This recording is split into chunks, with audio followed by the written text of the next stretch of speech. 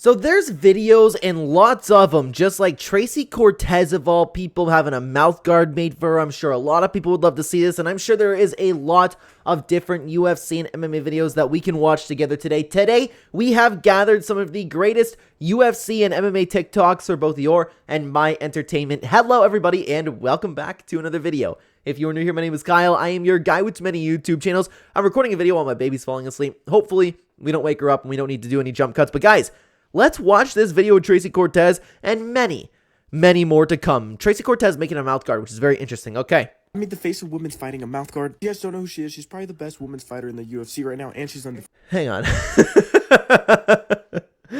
Hold up right there. First step was to take her impression. I don't know if this stuff is pink or purple. She had a small mouth, so I gave her a small tray, had her quickly stick it in her mouth, put her lips all the way over it, and bite down on it until it gets hard. Okay. Is this commentary like being serious right now? Are they memeing? Because I know Tracy Cortez kind of plays up the fact that she's really hot, but I don't know. Let's continue on. The top game on the ground is really good. She wants to. Okay. That's enough. Okay. I know what he's doing. Okay. After it got hard, I slowly wiggled it out of her mouth. Luckily, she had no gag reflex. So after I poured up her impression, I noticed she was missing some teeth. She was very specific about having a thin mouth guard because she does not like thick things in her mouth. Then I had to go through all the super thin color options to show her. If you guys can guess how many roses I stuck on her mouth guard, I'll be giving another free mouth guard away in the comments. Holy! So each custom mouth guard is hand designed by me on a computer. Art can't be recreated. I don't know if this is a real thing that he's doing for fighters or if it's actually a joke. Because I know Tracy Cortez like does this type of stuff for jokes, right? I have no idea. If anybody actually like knows, okay, it's Julian Viray. I'm not familiar with him personally. Mouth guards never look the same. If you guys want a super custom mouth guard like this, you can order one off of my website. It's mouthguardshop.lv.com. The inspiration behind this was her tattoo on her arm. So this is a mouth guard she's going to easily use to knock out whoever she's fighting next. So I started adding more raw clips into this. So this is me adding the final clear layer. Let me know if you guys like seeing this type of stuff more. So once this heats down onto the guard, the total is this like the entire process? Okay. So we actually are just making a mouth guard here. To breathe, talk, and drink water really easily. Then I trimmed it so it doesn't cut into her gums or trigger a gag reflex. And trigger a gag reflex, dude. This commentary is crazy. This clip so you guys can see the thickness. And once again, if you want to order one, this is what the website looks like. It's so it is real. Okay. Or just DM me on Instagram and set up an appointment. I made the face. Interesting. Dude, that's so smart. Just dude, like so many. That's gonna get so many people. Let's take a look at some comments over here. Please make Sean Strickland another mouth guard. I didn't know that people apparently. I've never watched this before. The commentary is actually diabolical. That's what I'm saying. Tracy Cortez, the best. Thank you very much, guys. Bro, calm down. Luckily, she had a gag reflex. There was one that really made me laugh, too, but I don't remember which one it was. Crazy, dude. These comments are insane. Let's continue on to some more UFC TikToks. Very shiny, no. Look at the camera right there. And if you ever saw it. Sing it. No.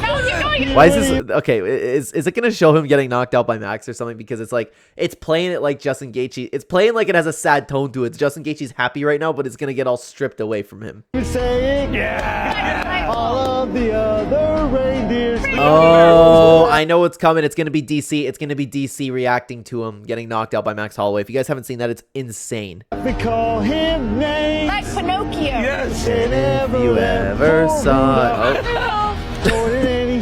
Reindeer games. Oh. Yeah. It's coming, isn't it, dude? It's coming.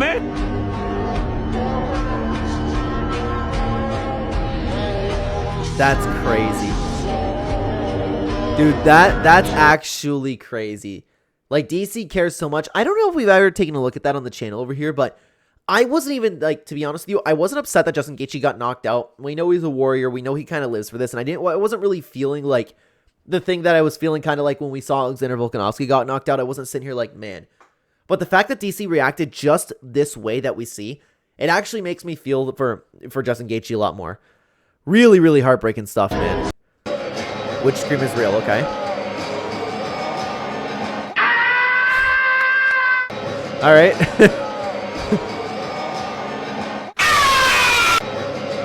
All right. It's all convincing. They're not going to get... Oh, that's 50 seconds long. I'm not watching that whole thing. All right. For one, I've never been spinning heel kicked in my life, right? So that was out of nowhere. His kicks were fast in that first round, man. Yeah, actually, Paulo Costa has some very sneaky fast kicks. It's fascinating. Very fast. Yeah. But I don't know. Everyone in comments, in any comment anywhere, especially after the Drickus fight, so Whittaker's chin's gone. Whittaker's chin's gone. Whittaker's chin's gone. Like, he's a wash. Mate, my chin's back. I don't know. I mean, it's shown to be pretty good, especially after that Costa fight, right? I don't know where it went on vacation, but it's back, dude. This is why we love Bobby Knuckles, man. I don't know where my chin went on vacation. That's actually really, really funny. I like one of the comments over here. Whittaker's never had a great chin. What he's always shown is a lot of heart. That wasn't just apparent in the DDP fight. That's true. And I don't even think Whittaker... I have a hard time saying Whittaker's chinny, right? Because he's always shown to get back up. Well, of course, not always, but you get the point. Like, but he can be visibly rocked, right? I dug deep. I've had a hard life. You know, I worked really hard my whole life for a lot of goals. And I swear to goodness, I think you have like a scale. And I've just used up all my toughness. I really have. Yeah, I remember, like, Chael retiring. Chael, one of my favorite fighters of all time, if not my favorite fighter of all time. It's between him, Glover, Carlos Condit, a couple others. Him retiring, him losing, it really, really hit me hard. Like, what are these TikToks today, man? Like, here to make me cry? I really am. I feel like I'm not as tough as I used to be. I don't want it as bad as I used to want it. I used to walk through stuff like this. So how did you make that decision? What was going on in your mind when you decided to take off the gloves and do that? Well, I was on a bit of a championship run. If I beat Lyoto tonight, I'd have fought Bader for the world championship. That's true. He was actually getting real close, which is interesting. You know what hurts, man? After all of the crap that you hear Chael Sonnen talk, after... You get the point, man. Like, after everything we've seen him, like, act upon his career, you can see how real it is in his eyes when he's, like, finally done. You know, it really hits home. That was the only reason I was in this sport, you know. I promised my father I'd and that one. You know, I was just in the sport.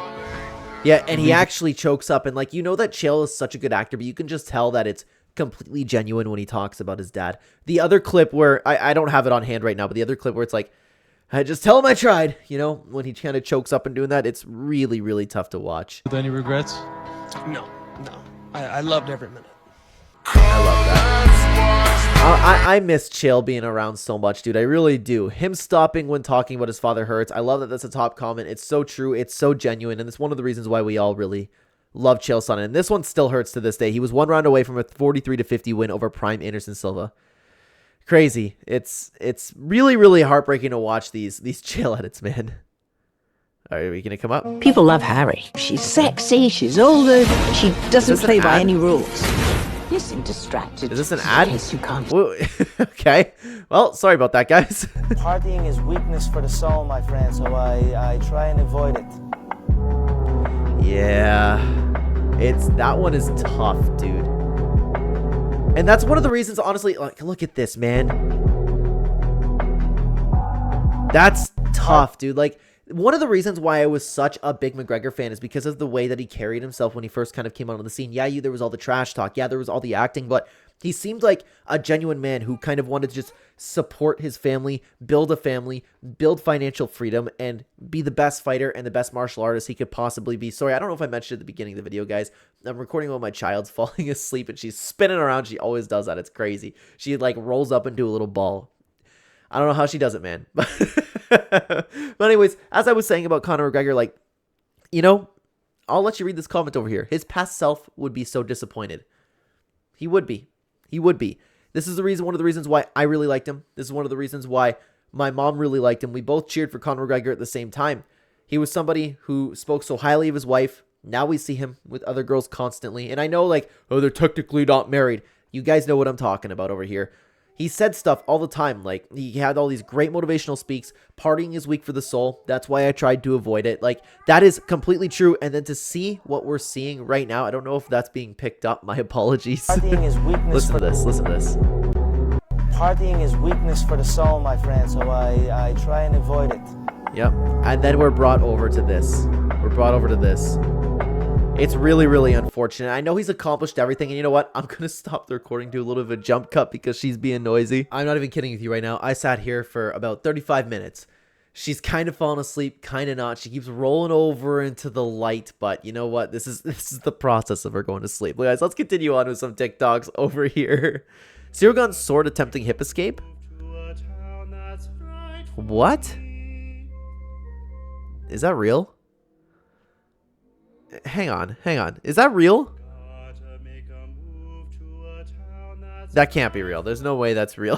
One of the comments says, I clearly felt a tap. I love that. But yeah, no. Hang on.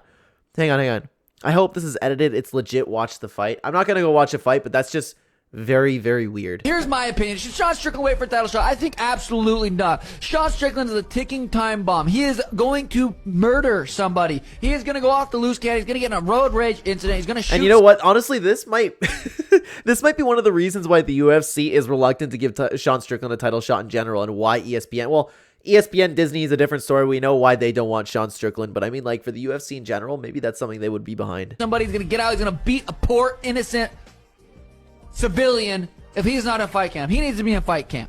Yeah, he needs a fight coming up. He needs to stay dialed. Wait. Is he arguing for Sean Strickland to get a title shot? I don't know, but regardless, we do know that Sean Strickland is getting the title shot at this time. Or else he is a loose cannon.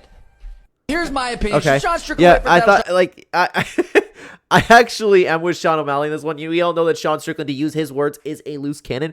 If he isn't dialed in, ready for a fight, maybe Sean Strickland is going to go and hurt somebody. But maybe that'll happen regardless. Who knows? I say, to this day, based on my reaction, I say it's the greatest knockout of all time. Yeah, it could very well be. It's the greatest knockout of all time was because everybody thought that Justin was going to be overpowering you. He was a bigger guy. He had just knocked out Dustin Poirier.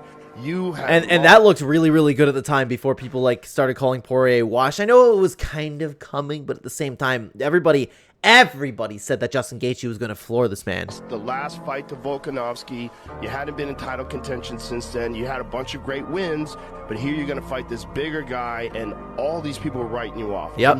Everybody wrote him off. Everybody. My initial reaction was I was kind of writing him off, but the more that I thought about it, the more that I did. I believe I picked Max Holloway, but I thought it was going to be a close fight, man. I didn't think that Max Holloway was going to dance around him the way that he did. Him up. And then for you to stand, winning 4 rounds to 1 in the middle of the octagon, the point of the ground with 10 seconds left, and then to knock him out with 1 second left.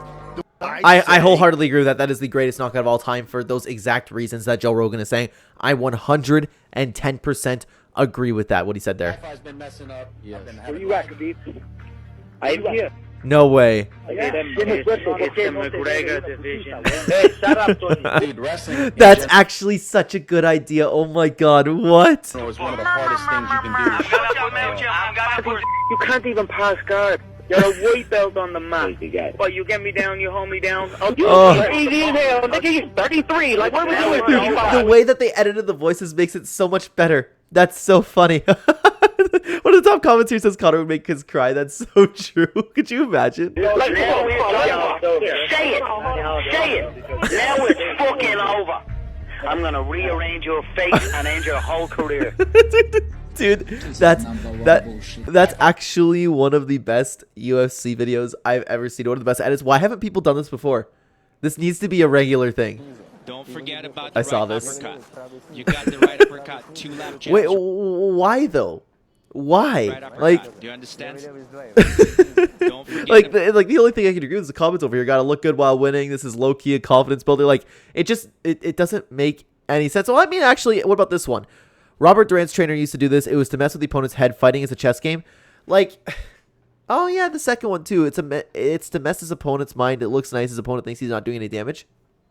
Maybe. Some of the judges, based on damage, if he puts the look together, you can have an effect on scoring. Yeah, actually, now that I think about it, I don't hate it.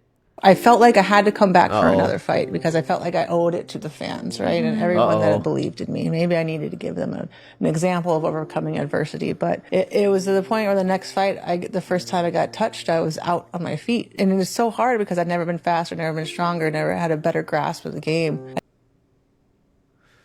Okay. Never been so much better than everybody else. But your brain doesn't callous. It doesn't heal back stronger. It's the same excuses, and I'm not listening to 2 minutes of the excuses. The top comment says it all over here. There's no version of her that could have beat Amanda. Her striking was bottom of the barrel. She was the best of the first generation, but real competition showed up. She got exposed is all. And it's not even just real competition. It's the 135-pound division. There's very, very little competition there.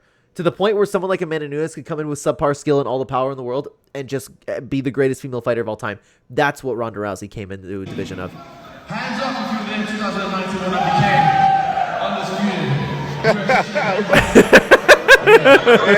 undisputed. I've seen that before. I love that, man. That's so funny. It's just one of the reasons. It's honestly, guys, it's one of the reasons why we love Bobby Knuckles so much. He's just so charismatic. He can laugh at himself. There is honestly so much to love about Robert Whittaker. There is more to love about Robert Whittaker, and if you want to hear some more expressing love for fighters like that, you can check out this tier list ranking all of my favorite UFC fighters. If that video is not for you, you can check out this video at the bottom here. It's some self-improvement life advice content that we also have on another channel. I would love to have you guys over there. Take care, everybody.